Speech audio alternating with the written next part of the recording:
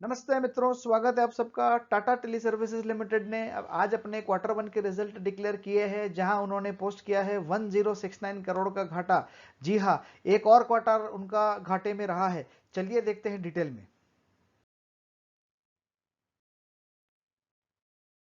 Company के बारे में थोड़ा जान लेते। जैसा आपको पता ही है, अभी इनका बिजनेस जो है वो ब्रॉडबैंड बिजनेस तक सिमट के रह गया है। जो उनका मोबाइल फोन वाला जो बिजनेस था वो ऑलरेडी वो ट्रांसफर कर चुके हैं भारती को, जैसा आपको मालूम ही है। अभी ये ब्रॉडबैंड और कुछ टेलीकम्युनिकेशन का या जो ब्रिज वगैरह की सर्विस होती है, वेब होस्टिंग वगैरह की, तो उस तरह की कुछ बिजनेसेस उनके वो कर रहे हैं। जो उनका मेजर बिजनेस था वो फोन वाला, मोबाइल फोन वाला, वो ऑलरेडी उन्होंने 2017 में भारती को ट्रांसफर कर दिया है। ये है वो रिजल्ट जो उन्होंने अभी डिक्लेयर किए हैं। ये जून क्वार्टर का रिजल्ट है, ये मार्च क्वार्टर का रिजल्ट है, ये जून पिछले साल के रिजल्ट है, और ये 19-20 साल भर के फिगर है। सारे फिगर जो है ये करोड़ के अंदर है, जैसा कि आप देख पा रहे हैं। 247 करोड़ की उनको इनकम हुई थी इस क्वार्टर की, जो पिछले क्वार्टर में 261 करोड़ की थी। पिछले साल में ये 295 करोड़ के आसपास की थी। तो ये कहीं पे अपना एक छोटा सेगमेंट संभाले हुए है, वहां से उनको एक थोड़ा सा इनकम रेगुलरली आ रहा है, जैसा हम यहाँ पे देख पा रहे हैं। पिछले साल भर में उनको 1088 करोड़ की इनकम हुई थी।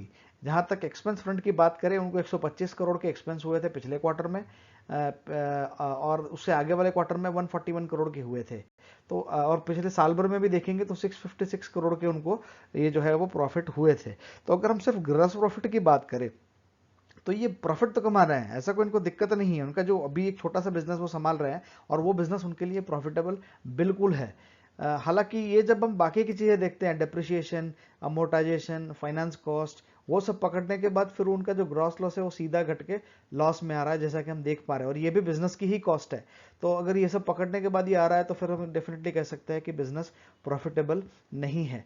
जैसा हम देख पा रहे हैं, ये क्वार्टर वन में उनको एक्सेप्शनल आइटम से पहले 300 करोड़ का घाटा ऑलरेडी हो चुका था।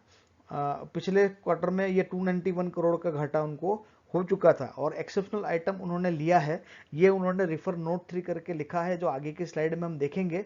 लेकिन ये वही है जो उन्होंने लाइसेंस फी और स्पेक्ट्रम यूसेज चार्जेस के जो पुराने उनको पैसे देने हैं, जो डॉट का टेलीकॉम कम्युनिकेशन जितनी भी कंपनी है वो सबको देने हैं। हमने वोडाफोन में भी देखा था, एयरटेल ने भी दिए हैं। तो जो जितने भी पुराने मोबाइल सर्विस प्रोवाइडर है जियो को छोड़ के, वो सबको ये पेमेंट जो है वो देनी पड़ रही है, जैसा कि हम यहाँ पे देख पा रहे हैं। तो ये इसकी टोटल उसमें जुड़ गया एक्सपेंस में।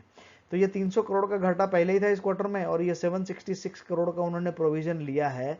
उसके चलते ये घाटा बढ़ के हो गया है 1069 करोड़। तो यही उनका नेट लॉस रहा इस क्वार्टर का, 1069 करोड़ टाटा टेली सर्विसेज का घाटा रहा है क्वार्टर वन के लिए, फाइनेंशियल ईयर 21 के अंदर। अगर अर्निंग पर शेयर में हम ट्रांसफर करें, तो ये -5 रुपये 47 पैसे का अर्निंग पर शेयर आ रहा है माइनस में। पिछले क्वार्टर में ये था 4 रुपीज़ 47 पैसे। पिछले साल ही सेम क्वार्टर में था माइनस में 1.17 था। आप ये देखिए, सारे का सारे फिगर माइनस में ही दिख रहे हैं काफ़ी सारे टाइम से। और अभी लग नहीं रहा कि इससे उनको जल्दी से मुक्ति मिलने वाली है, क्योंकि स्पेक्ट्रम चार्जेस अगर हम छोड़ भी देते हैं तब भी ये घाटे में चल रही है। ये देखिए ना, ये सब।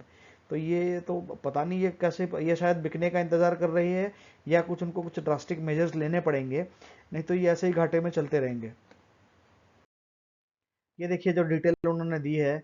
तो जो ऑपरेटर्स अक्टूबर 24 2019 में जो सुप्रीम कोर्ट ने जो ऑपरेटर्स की अपील थी उसको खारिज कर दिया था, उसके तहत इन सबको पैसे देने थे। तो वो बता रहे हैं कि कुछ उन्होंने 2,500 करोड़ के आसपास के पैसे ऑलरेडी दिए थे, जो उन्होंने पिछले रिजल्ट में दिखाए भी थे। लेकिन वो पिछले क्वार्टर का था, इसलिए हमने इसको डिस्कस नहीं किया था।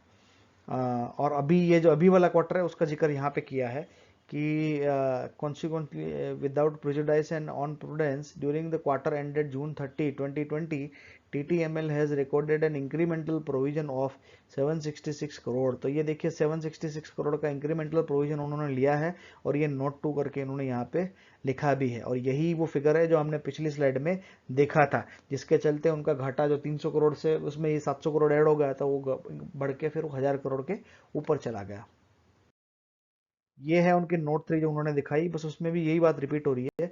एडिशनल प्रोविजन टुवर्ड्स एलफी, मतलब ये हो गया आपका लाइसेंस फी और एसयूसी, स्पेक्ट्रम यूसेज चार्जेस। तो लाइसेंस फी और स्पेक्ट्रम यूसेज चार्जेस के ही ये 766 करोड़ है जो उन्होंने वहां पे प्रोविजन लिए थे। ये है उनके पिछले 5 साल की परफॉर्मेंस, जैसा आप देख पा रहे हो, 3,000 करोड़, 2,700 करोड़, 1,900 करोड़, 1,300 करोड़, 1,000 करोड़। तो ये ग्राफ एक्चुअली रिड्यूसिंग है। साल ब साल इनकी इनकम कम ही होती जा रही है, बढ़ना तो छोड़िए। आप ये देखिए हर साल यहाँ 200 करोड़ कम हुई, यहाँ पे ये 800 करोड़ कम हुई, यहाँ पे ये 500 करोड़ कम हुई, यहाँ पे 300 करोड़ कम हुई। तो टोटल इनकम इनकी कम ही होती जा रही है। टैक्स इनको क्योंकि लॉस मेकिंग है तो टैक्स तो देना नहीं पड़ रहा। नेट प्रॉफिट अगर बात करें जो लास्ट के कॉलम है तो ये नेट लॉस ही है। 358 करोड़ का लॉस, 2,300 करोड़ का लॉस, 9,800 करोड़ का लॉस, 667 करोड़ का लॉस, 3,714 करोड़ का लॉस। और ये वाला क्वार्टर भी लॉस में रहा। तो ऐसा लग रहा है कि उनका लॉस का कोई अंत ही नहीं है। ये बिजनेस इसलिए करते हैं ताकि लॉस कर सके, अभी तो ऐसा ही लग रहा है। ये है उनके प्राइस के चार्ट जिसमें शेयर होल्डर्स के लिए कुछ भी नहीं है। 2000 आज से 20 साल पहले 2001 में 7 रुपए के आसपास का रेट हुआ करता था। ये बढ़ के कभी 60 रुपए के आसपास चला गया था 2008 में। लेकिन वो फिर जब उसमें वो टाइम पे 2008 में जब सारा मार्केट गिरा था, इसके बाद फिर इसकी भी हालत खराब हो गई थी। हल्का सा इंप्रूवमेंट यहाँ पे आया था, लेकिन इसके बाद वो लगातार गिरता ही गया। 2017 में उनका मोबाइल का बिजनेस चला गया।